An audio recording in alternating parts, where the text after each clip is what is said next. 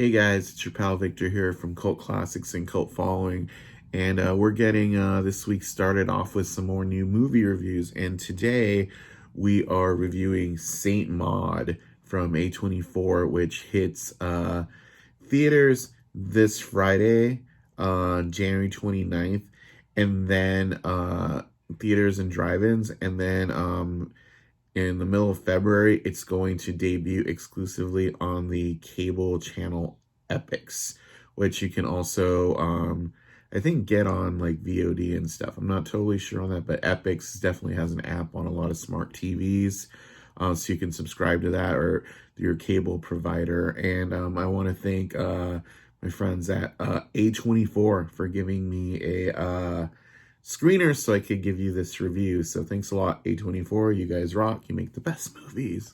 They do, actually. And yeah, Saint Maud, we've been waiting to see in theaters or in some form of release for about a year. It was about to come out like right at the beginning of April, end of March of 2020. And then the pandemic unfortunately delayed its release. It only played a few times in 2020, where it debuted at Beyond Fest a few months back. So I'm gonna say I wish this had found some form of release in 2020, because I'm pretty sure it would be at the top of everybody's like best horror films and even best films list for 2020, because man, I don't know. It's really hard to say, but I think Rose Glass has really kicked Ari Aster out of the best horror movie director coming out of A24 right now. Because this movie, it's a really good character study, but it also feels that kind of like horror, personal study, relationship with something going on that is allegorical. Whole in movies like Midsommar and Hereditary both kind of have like championed and nailed down. And I'm gonna say, because honestly, I think Saint Maud is better than Hereditary and Midsommar and The Witch.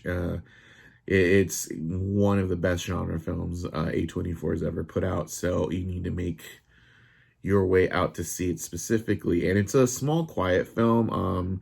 Really, you could almost do this like a play. The main two characters are Maud, who's played by Morfydd Clark, who's kind of made this like niche of playing weird nun characters, because she was also like a creepy nun in the Netflix Dracula show, and she was also like a creepy nun character in Game of Thrones, if I remember right.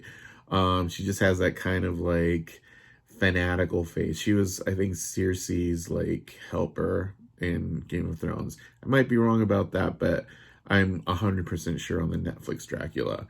And so she plays Maud, who is a hospice nurse who is caring for a choreographer dancer who has stage 4 spine cancer, named Amanda, who's played by Jennifer Ehle. And Jennifer's character, Amanda, is an atheist. And by the time we meet Maud, she is a hardcore, like, flagellant Christian. I mean, by flagellant, like, she's like, Paul Bettany's character in the Da Vinci Code. He's like whipping himself to like feel closer to God, the whole Nine Inch Nails thing. No, but yeah, as the movie proceeds, we find a lot more about her backstory, but the main crux of the character thing is Amanda's dying. She's in hospice care, and she doesn't believe in God. She's an atheist, so she's trying to, get what she can out of life in these last few days or weeks, while Maud is kind of taking it on herself to sort of save her soul. And it's weird because you also get like these little snippets of dialogue from Maud, like she's the narrator ostensibly, but in some ways, like the structure of the movie sort of reminds you of like a Jacob's Ladder or a Taxi Driver, where we're getting her, Maud's worldview, which is, not a sustainable worldview from the terms of reality. You know, she has her opinions of things, which are kind of shitty opinions, but like in like a self-righteous kind of way. But we get to know where that's all coming from as the movie proceeds. And something happens in the course of the movie that sort of shakes Maud's like hardcore sense of Christian self, and she goes into this like deep dive crisis where she needs to find out if God is really there for her. And she gets a sign, and that's where this movie really shifts into a really interesting um you know, choose your own adventure kind of way for the viewer, where you can take things at face value, or kind of like an explanation of what's going on. You know, and that's where like the whole Jacob's Ladder, or um the Polish director Andrzej Sulawski, the guy who did Possession, where it's like is Isabella Johnny really going through everything that's happening in Possession, or is it just like some crazy shit that's going on? Irrelated to that, is this movie about mental illness or demonic possession or Christian ecstasy? Because these are all plausible answers depending on how you feel on unreliable narrators and all that. But this movie is just guided by Morfydd Clark's performance, and Jennifer L plays off of her really well. And it's to Rose Glass's credit as a writer and director that Maud is a sympathetic character to us for most of this movie. She feels kind of like, you know, the nerd in the cafeteria, or like the shy girl at a bar. Like, oh, you feel bad for her, but is she really like somebody who should be around a lot of people? And there's a lot of bad things that happen to her. I mean, like, I'm going to say this, trigger warning. There's a part where there is a sexual assault that happens, you know?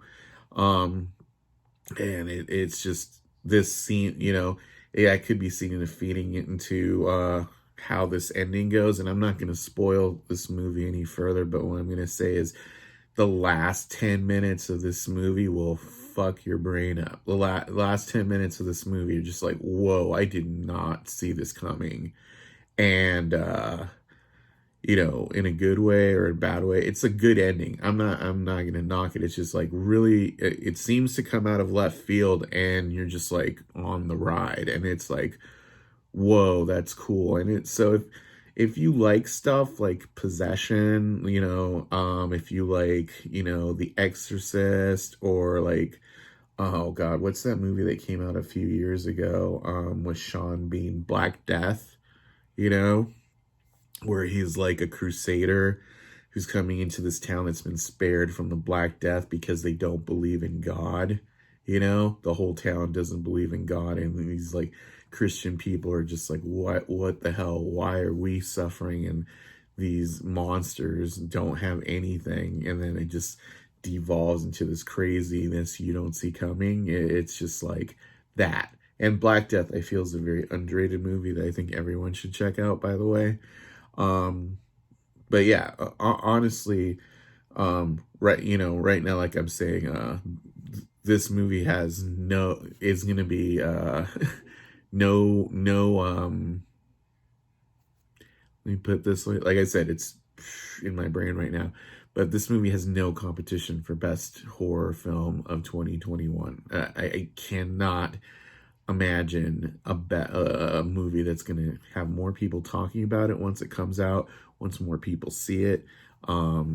It's just that strong of a movie. And, you know, I understand because of the realities of the coronavirus and the pandemic that A24 had to do this kind of odd deal where like it has a limited theatrical window, and then they sold the rights to EPIX, sort of like whatever Warner Brothers is doing with HBO Max. So like, it'll be in theaters, but, you know, it's really an HBO Max movie.